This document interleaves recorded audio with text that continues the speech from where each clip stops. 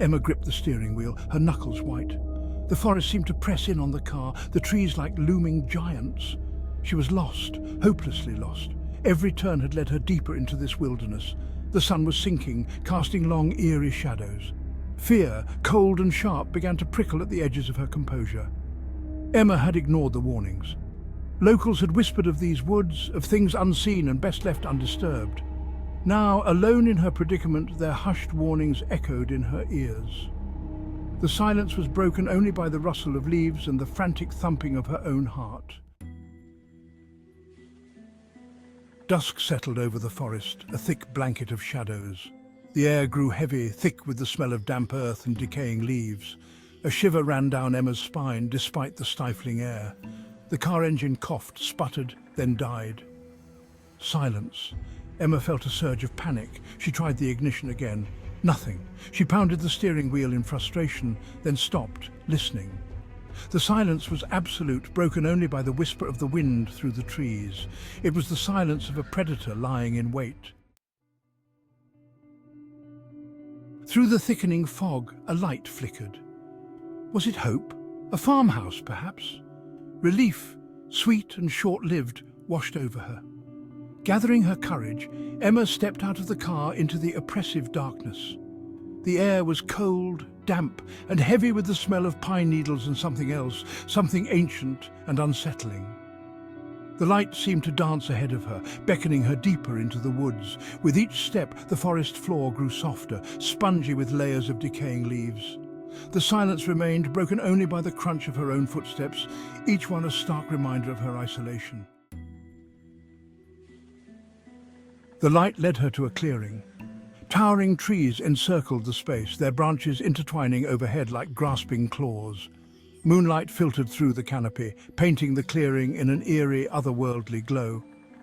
In the center, a fire crackled, casting long, dancing shadows that writhed like living things.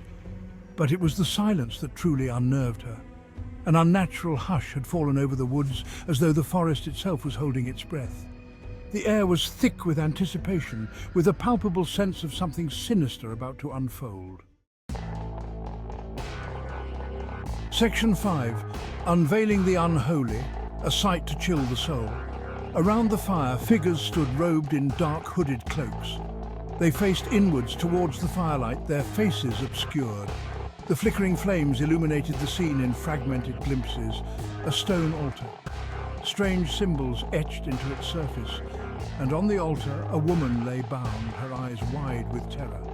Emma's breath caught in her throat. This was wrong, all wrong. The scene before her whispered of ancient rituals, of dark magic, of things that should never be disturbed. She had stumbled into something truly evil. Section 6.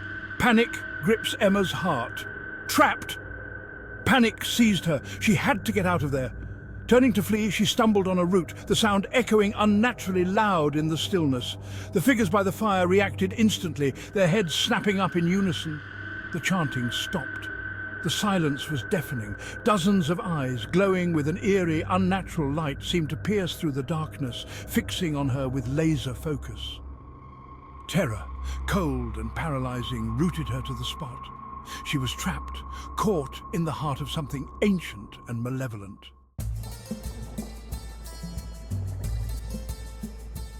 Section 7. The chant begins, words of a forgotten tongue. A low, guttural chant began to rise from the circle. The words were strange, ancient, spoken in a language Emma had never heard before. The sound sent shivers crawling down her spine. It was a sound that spoke of forgotten gods and unspeakable rituals. The chanting grew in intensity, weaving a tapestry of sound that seemed to wrap around Emma, constricting her, suffocating her. The air grew thick with a palpable sense of dread. It was the sound of nightmares made flesh, of primal fears given voice. Section 8. The forest has chosen a terrifying decree. One figure stepped forward, taller than the others, his robes darker, his presence radiating an aura of power. He raised his arms, and the chanting ceased abruptly. The silence that followed was even more unsettling than the chant. It was the silence of judgment, of a death sentence being passed. "The forest has chosen," the figure boomed, his voice deep and resonant, echoing through the clearing. "She has been drawn here, guided by fate itself." His words hung in the air, heavy with unspoken menace. Emma's heart pounded against her ribs, a frantic drumbeat against the silence of the night.